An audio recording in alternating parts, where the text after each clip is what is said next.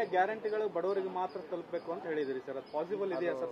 ಅಲ್ಲ, ಅವರು ನಮ್ಮ ತುರುವೇಕೆರೆ ಶಾಸಕರು ಅವರು ಸಲಹೆ ಕೊಟ್ಟರು, ನೀವು ಯಾಕೆ ಬರೀ BPLನವ್ರಿಗೆ ಕೊಡಬಾರ್ದು, ಬಡವರಿಗೆ ಅಂತ ಕಾರ್ಯಕ್ರಮ ಮಾಡಿದ್ದೀರಾ, ಅದಕ್ಕಾಗಿ BPLನವ್ರಿಗೆ ಯಾಕೆ ಕೊಡಬಾರ್ದು ಅಂತ ಅವರು ಸಲಹೆಯನ್ನು ಮಾಡಿದರು. ಹೌದಪ್ಪ, ನೀವು ಅದನ್ನು ನೀವೆಲ್ಲ ವಿರೋಧ ಪಕ್ಷದವರು ಆ ಥರ ಸಲಹೆ ಕೊಡಿ, ನಾವು ಅದ್ರ ಬಗ್ಗೆ ಚರ್ಚೆ ಮಾಡ್ತೀವಿ ಅಂತ ಹೇಳಿದ್ದೇನೆ. ಅಷ್ಟು ಬಿಟ್ಟರೆ ಬೇರೆ ಏನಿಲ್ಲ.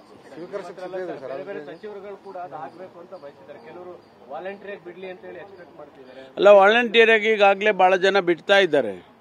ನಮಗೆ IT ರಿಟರ್ನ್ಸ್ ಫೈಲ್ ಮಾಡುವಂಥವರು, ಸರ್ಕಾರಿ ನೌಕರರು, ಅವರೆಲ್ಲರೂ ಕೂಡ ವಾಲಂಟಿಯರಾಗಿ ಭಾಳ ಜನ ಬಿಡ್ತಾ ಇದ್ದಾರೆ.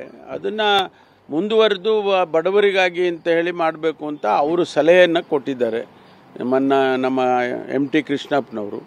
ಅದನ್ನು ನಾನು ಹೇಳಿದೆ, ನೋಡಿ ಇದ್ರ ಬಗ್ಗೆ ನೀವು ಸಲಹೆ ಕೊಡಿ, ವಿರೋಧ ಪಕ್ಷದವರೆಲ್ಲ ಸೇರಿ ಅದನ್ನು ಚರ್ಚೆ ಮಾಡ್ತೀವಿ ನಾವು ಸರ್ಕಾರದಲ್ಲಿ ಅಂತ ಹೇಳಿದ್ದೇನೆ.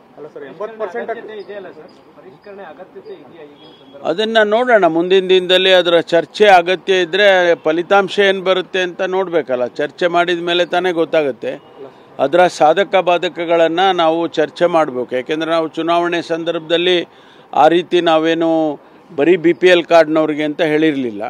ಈಗ ಅದನ್ನು ಮಾಡಿಫೈ ಮಾಡಬೇಕು ಅಂದರೆ ಅದರ ಪೊಲಿಟಿಕಲ್ ಇಂಪ್ಯಾಕ್ಟು ಅಥವಾ ಅದರ ಬೇರೆ ಬೇರೆ ರೀತಿಯಲ್ಲಿ ಚರ್ಚೆಗಳು ಅದನ್ನೆಲ್ಲ ಮಾಡಿದ ಮೇಲೆ ತೀರ್ಮಾನ ಸರ್ಕಾರ ತಗೋಬೇಕಾಗುತ್ತೆ.